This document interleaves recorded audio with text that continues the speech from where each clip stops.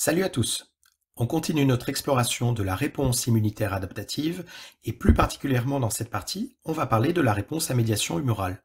Lymphocyte B, plasmocyte, structure et fonctionnement des anticorps, tous ces termes n'auront plus de secret pour vous. Vous êtes prêts? C'est parti!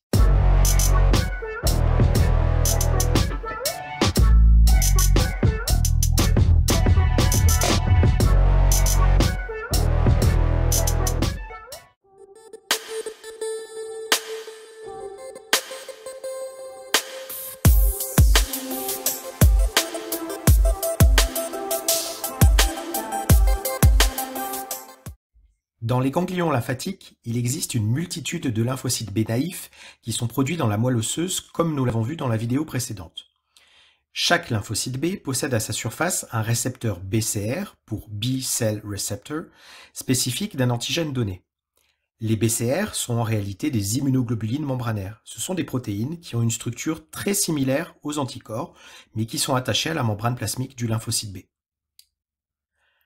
Lorsqu'un lymphocyte B naïf reconnaît directement un antigène du non-soi grâce à son BCR, il va être sélectionné et va pouvoir se multiplier par mitose. Cette amplification est assez modérée et c'est à ce moment-là que nos fameux LT4 auxiliaires vont entrer en jeu. Les cytokines qu'ils sécrètent, notamment l'interleukine 2, vont permettre une amplification de ces clones de lymphocytes B bien plus efficace. On obtient à ce stade des lymphocytes B identiques, on parle de clones, et qui sont sensibles au même antigène. Finalement, ces clones de LB vont se différencier en plasmocytes. Ce sont des cellules de grande taille qui ont pour rôle de produire massivement des anticorps spécifiques de l'antigène qui a été reconnu durant l'étape de sélection clonale. Et comme il s'agit de clones, eh bien ils produisent donc tous le même anticorps spécifique de l'antigène qui a été introduit dans l'organisme. Une autre partie de ces clones va constituer des lymphocytes B mémoire qui interviendront si le même antigène se présente ultérieurement. Comme précédemment, ces cellules sont conservées jusqu'à 10 ans dans les organes lymphoïdes.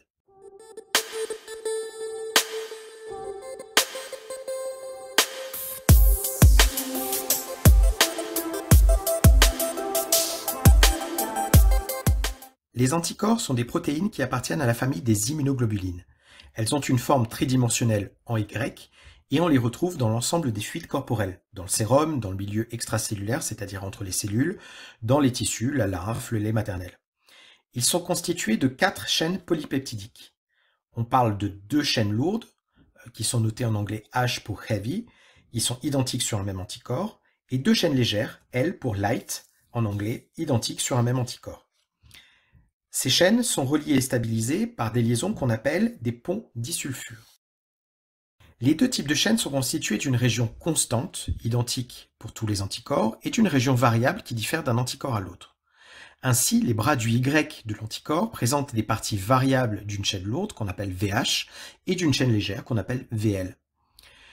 Cette zone, elle va permettre la reconnaissance des antigènes. Elle est spécifique d'un antigène et elle va permettre sa fixation. La région constante, qu'on appelle CH et CL, elle présente très peu de différence d'un anticorps à l'autre et elle permet la fixation de l'anticorps sur la membrane plasmique des cellules phagocytaires. On en reparlera tout à l'heure. Donc, dans la globalité de l'anticorps, on va distinguer un fragment constant qu'on appelle FC et un fragment variable qu'on appelle FAB. On peut se demander pourquoi il existe une très grande diversité de ces anticorps. Pour répondre à cette question, il nous faut zoomer un peu sur la partie variable des anticorps qu'on vient de voir. Les parties VH et VL sont en fait constituées de régions successives. Pour la chaîne légère L, on parle ici d'une région variable V et d'une région de jonction qu'on appelle J, alors que pour les chaînes lourdes, on observe une région variable V, une région de diversité qui est appelée D, et enfin une région de jonction qu'on appelle C. Chacune de ces régions est codée par un gène. 3 gènes pour les chaînes légères, les gènes VL, JL, CL, et 4 gènes pour les chaînes lourdes, les gènes VH, DH, JH et CH. Les gènes de ces chaînes légères se retrouvent sur le chromosome 2 et sur le chromosome 22, car il existe 2 catégories de chaînes légères, chacune qui est manipulée par un seul chromosome. Et pour la chaîne lourde, en fait, ces 4 gènes se retrouvent sur le chromosome numéro 14. Sur les chromosomes, les exemplaires des gènes ne sont pas forcément à côté les uns des autres. Or, comme on l'a vu pendant l'année, ils doivent l'être au moment de la transcription afin de produire un ARN codant, soit pour une chaîne légère, soit pour une chaîne lourde. Ainsi, avant toute transcription, on va se retrouver avec un mécanisme de recombinaison qui permet de coller les gènes d'intérêt et de les associer afin de créer une lecture continue sans interruption. Ainsi, chaque lymphocyte B ne produit qu'un seul type d'anticorps membranaire suite à une recombinaison qui est un phénomène complètement aléatoire. Et ce point, il est capital. Ça signifie qu'en fait, il existe une diversité des anticorps quasi infinie. Une remarque toutefois. Parmi le répertoire d'anticorps qui est disponible, vous comprenez aisément que certains de ces anticorps, au moment de leur fabrication, sont dirigés contre des molécules du soi, des molécules de l'organisme. Et comme on ne souhaite pas que le système immunitaire lutte contre les molécules du soi, eh bien, ces anticorps sont éliminés par des mécanismes qui sont assez complexes et assez variés. Lors de la réaction humorale, les anticorps vont venir se fixer sur les antigènes. Si on prend ici l'exemple d'une bactérie, grâce à leurs deux sites de fixation, les anticorps vont pouvoir lier plusieurs pathogènes et former un très gros assemblage d'anticorps antigènes. On appelle cela un complexe humain. On va parler de neutralisation de l'antigène, puisque la formation du complexe humain va gêner considérablement l'action des pathogènes. Par exemple, les bactéries ne pourront plus se diviser, les virus ne pourront plus infecter les cellules, et les parasites et les cellules étrangères ou anormales seront complètement immobilisés. Cette structure, elle est également reconnue par les macrophages qui sont équipés de récepteurs à la partie constante Fc des anticorps, cette partie qui est située donc ici sur le schéma.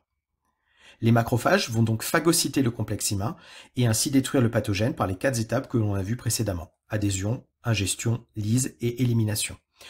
On a donc ici un exemple de coopération entre les cellules de la réaction inflammatoire et les acteurs de la réaction adaptative. J'espère que ces quelques explications vous auront permis de comprendre les spécificités de la réaction en médiation humorale. Il nous restera à voir dans la prochaine vidéo le mécanisme de réponse à médiation cellulaire. Bon travail à tous et pensez à vous abonner à la chaîne pour ne pas rater la suite des vidéos.